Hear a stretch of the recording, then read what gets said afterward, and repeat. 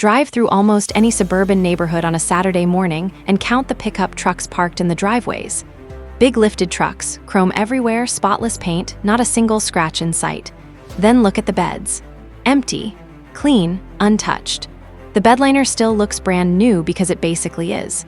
You will not find tools back there, or dirt, or signs of lumber being hauled. These trucks have not carried anything heavier than grocery bags since the day they left the dealership. In car culture, there is even a name for this kind of vehicle: pavement princesses. Trucks built to look capable without ever actually being used for the job they were designed to do.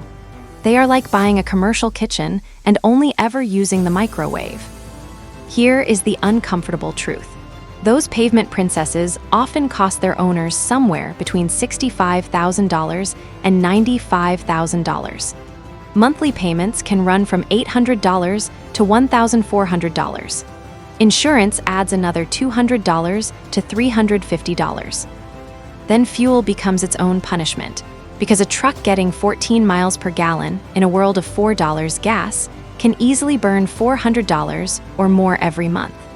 That means the real cost of owning a work truck that never works is often $1,500 to $2,000 per month.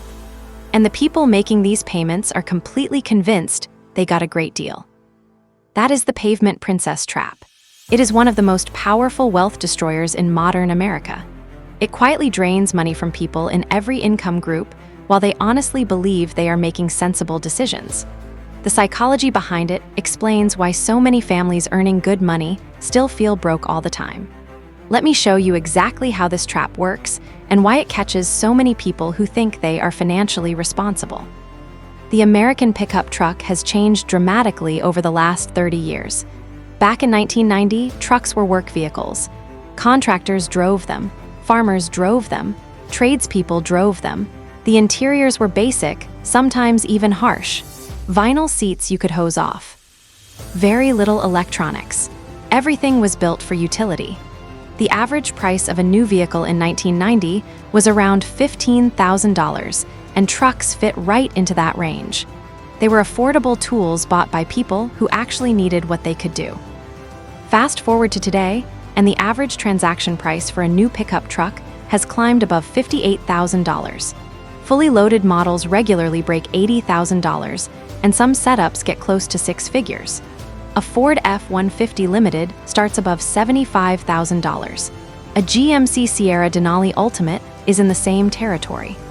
Ram's luxury trims compete at the same level too. These are not really work trucks anymore. They are luxury vehicles dressed up like trucks. Inside, you get heated and cooled leather seats, panoramic sunroofs, premium audio with 14 speakers, and screens bigger than many laptops. The technology can rival luxury sedans, and the fit and finish competes with European cars that cost the same kind of money.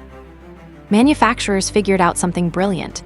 Americans have an emotional connection to trucks that goes way beyond usefulness. Trucks represent capability, independence, and rugged self-reliance.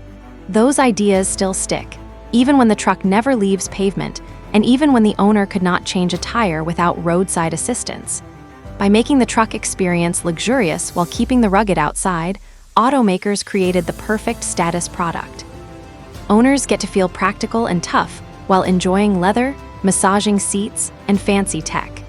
The emotional payoff has almost nothing to do with actual hauling or towing. That emotional engineering comes at a steep price, and most buyers really cannot afford it. Let us break down the math of a typical Pavement Princess purchase, because the numbers show how damaging this decision becomes over time. Imagine someone earning $75,000 a year, which puts them solidly in the middle class. They buy a new full-size truck. Nothing outrageous, just a nicely equipped model costing about $62,000 after destination charges and dealer fees. They put $5,000 down, which wipes out most of their savings. The remaining $57,000 gets financed at 7% over 72 months, because that is the only way to make the payment feel manageable. The monthly note comes out to $975. Insurance on a full-size truck runs around $2,400 a year for an average driver, so add another $200 a month. Registration and taxes vary by state, but averaged out, that is another $50 a month. Fuel for 15,000 miles a year at 14 mpg and $3.80 gas works out to about $340 a month. The total monthly cost of owning and operating this truck is now over $1,565. On a $75,000 salary, after taxes and normal deductions, take-home pay is around $4,800 a month. That truck is eating nearly 33% of the person's income. 1/3 of everything they earn goes to a vehicle sitting in the driveway looking impressive. The general rule says transportation should stay under 15% of gross income. This purchase nearly doubles that level. Any financial planner would call that severe overextension. But dealerships approve these loans constantly because the truck itself acts as collateral. That is where the trap really closes. After 6 years of payments totaling more than $70,000, what does the owner have? A truck that is worth maybe $28,000 to $32,000 on the used market.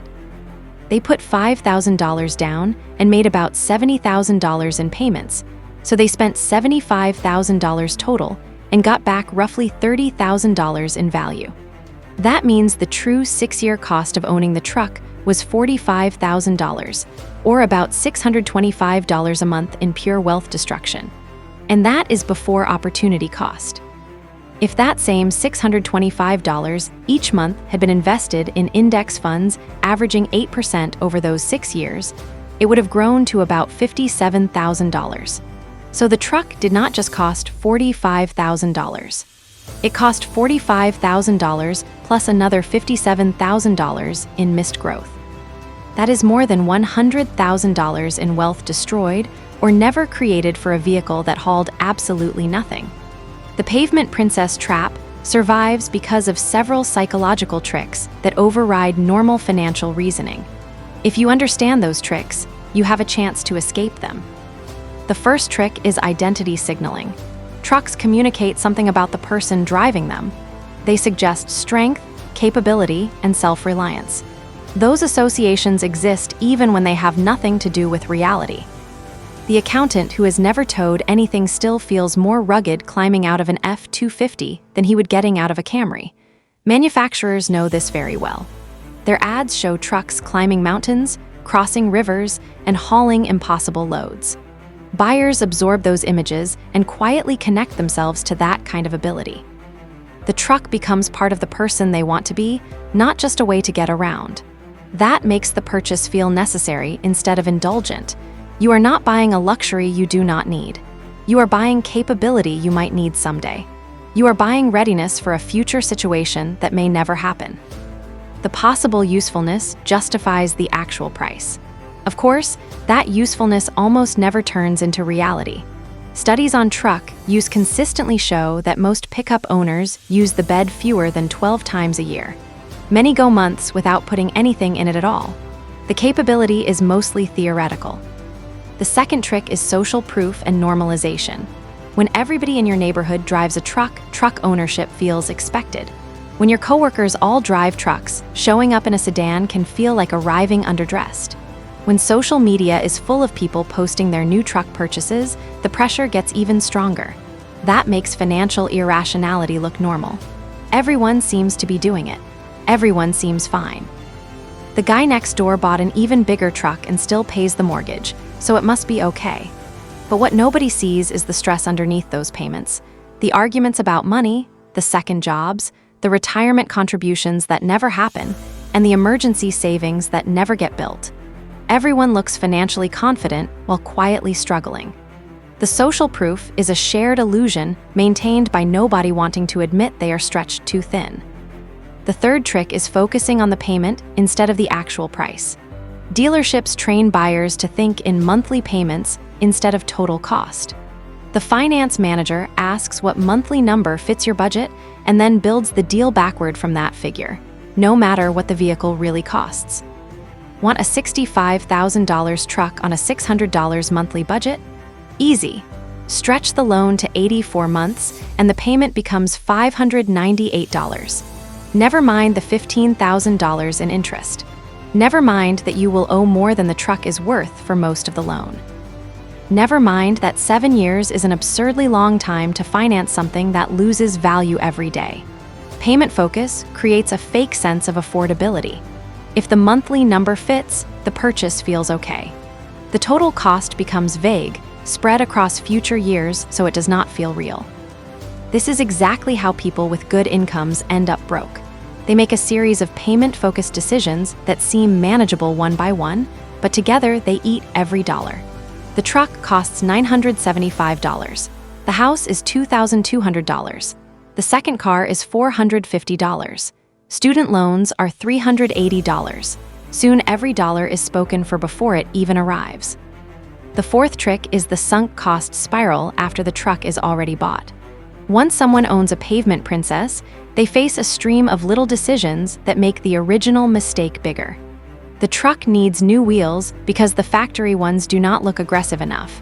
That is $3,000. It needs a lift kit because stock height does not have enough presence. That is $5,000 installed. A tonneau cover for a bed that never holds anything costs another $1,200. Add tint, an aftermarket exhaust, running boards, bed lights, and so on. Each one seems small compared with the original truck purchase, but each one deepens the financial hole. Many truck owners spend another $5,000 to $15,000 on modifications in the first 2 years. Those changes add very little to resale value, but deliver a big emotional hit. The truck becomes a project, a personal statement, and a hobby that happens to also transport people. But those upgrades make the owner more emotionally attached to the truck, which makes selling it harder. Letting it go would mean admitting all that customization was wasted. That is how sunk costs keep people trapped inside a decision they should have reversed. The fifth trick is the negative equity cycle, and it might be the most destructive pattern in car buying. Here is how it works. Someone buys a truck for $62,000. After 2 years of payments, they have paid around $24,000, but the truck is now only worth about $42,000. They still owe $48,000. That means they are $6,000 upside down. Maybe they are sick of the truck. Maybe life changed. Maybe the payment is crushing them. They want out. But selling the truck would require them to write a $6,000 check to cover the gap between what they owe and what it is worth. Most people do not have that kind of cash. So the dealership offers a solution: trade it in and roll the $6,000 negative equity into a new loan. They will not roll negative equity into something cheaper because that does not work mathematically. They need to sell a more expensive vehicle so the bigger loan can absorb the hole while the payment stays roughly the same. So the buyer trades a $62,000 truck they could not afford for a $70,000 truck they really cannot afford. The old debt gets buried in the new loan. The payments might stay close to the same, so it feels like the problem was solved. In reality, it got worse. They now owe $6,000 more than the new truck is worth from day one. The cycle continues. Every trade digs the hole deeper. I have seen people carrying $15,000 or $20,000 in negative equity, unable to escape because they would need a massive check just to get out. The dealership makes money on each sale. The lender makes money on each loan. The customer ends up deeper in auto debt with every solution they are given. Let me show you how this compounds over time with 2 hypothetical families. Both households make $130,000 combined. Both live in similar neighborhoods. Both have 2 kids and similar lifestyles. The only difference is how they handle vehicles. The first family owns 2 vehicles worth a combined $95,000. The husband drives a loaded pickup. The wife drives a luxury 3-row SUV. Their monthly vehicle costs, including payments, insurance, and gas, are over $2,600. That is $31,200 a year just for transportation. The second family owns 2 vehicles worth a combined $38,000. Both are reliable 3-year-old Japanese sedans bought used. Their combined costs are about $950 a month, or $11,400 a year. The difference between the 2 families is $19,800 every year. Over 10 years, that is $198,000 more spent on transportation by the first family. Invested at 8%, that difference grows to around $310,000.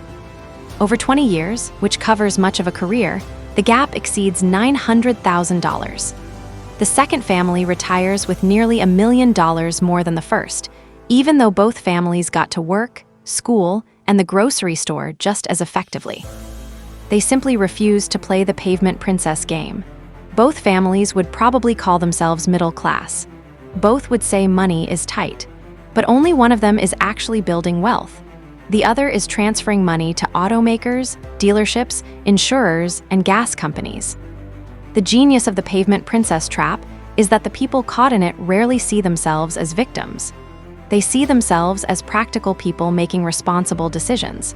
They truly believe they need the truck's capabilities, even though those capabilities are never used.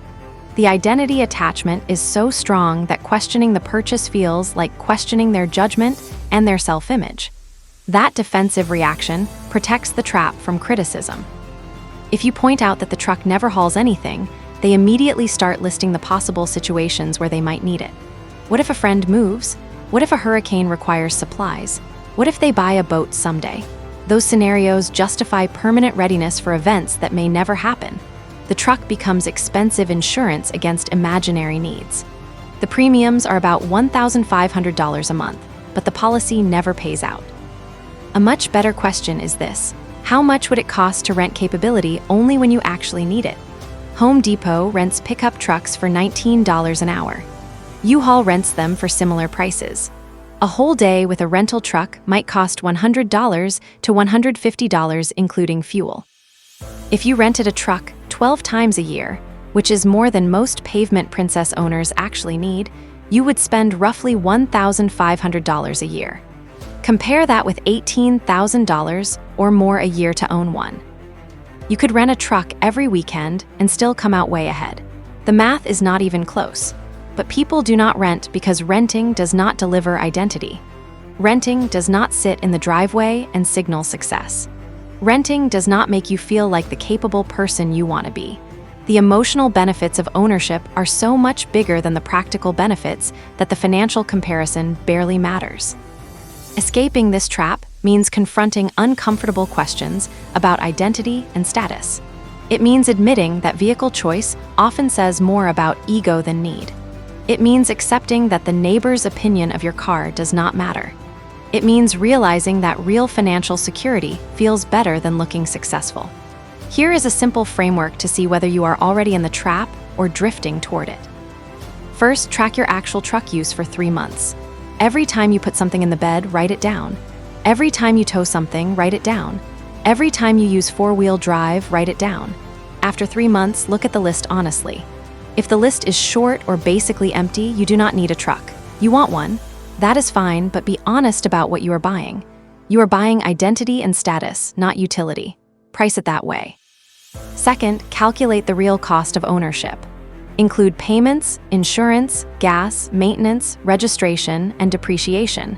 Divide by 12. That is your monthly transportation burn rate. Compare that to 15% of your gross monthly income. If you are above that, you are overextended no matter how comfortable the payment feels. Third, calculate the opportunity cost. Take the monthly burn rate above what a reasonable vehicle would cost. Multiply by 12 for your annual excess spending. Then compound that at 8% over the rest of your working years. That number tells you how much wealth you are choosing to destroy. Fourth, be honest about identity and ego. Would you feel lesser in a modest sedan? Would you care what other people think? Would you feel like you lost something important? Those feelings are real, but they are expensive. Understanding what you are really buying helps you decide if the price is worth it. The auto industry has spent billions engineering the emotions that make Pavement Princesses so appealing. They have carefully tied trucks to qualities people admire. They have made luxury trucks feel like essential tools instead of expensive toys. Escaping that conditioning takes conscious resistance. You have to remember that your vehicle is a tool, not your identity. And you have to understand that wealthy people often drive ordinary cars because they care more about building wealth than displaying it. The most successful people I know drive vehicles that would surprise you. Paid-off sedans with basic features. Used SUVs bought 3 years old. Practical transportation that moves them efficiently without draining their accounts. They avoided the Pavement Princess trap long before they ever stepped into a dealership. Their driveways may not look impressive, but their investment accounts tell a very different story. Their retirement projections tell a very different story. Their stress levels tell a very different story. The Pavement Princess sits in the driveway announcing success to everyone passing by. Real success is being built quietly by people who refuse to play that game. They are sending $1,500 a month into assets that grow instead of shrink. They are buying their future freedom instead of the appearance of present capability. That truck will be worth maybe $15,000 in 10 years, no matter how shiny it looks today. The investments bought instead of truck payments will be worth something very different. There is one final thing to consider. The Pavement Princess does not just cost money, it costs time. Those 7 years of payments are 7 years of mandatory employment. 7 years where quitting is not an option. 7 years where financial flexibility does not exist. The truck payment ties you to whatever job pays for it. Financial independence is not only about stacking wealth, it is about reducing fixed expenses until work becomes optional. Every unnecessary expense pushes freedom farther away. A Pavement Princess might add 5 or 10 years to your working life compared to driving something modest. That is not just money. That is years of your life exchanged for the image of capability that you never actually use. The choice is yours, but now you know what you are really choosing between. It was never just about the truck. Just about the truck.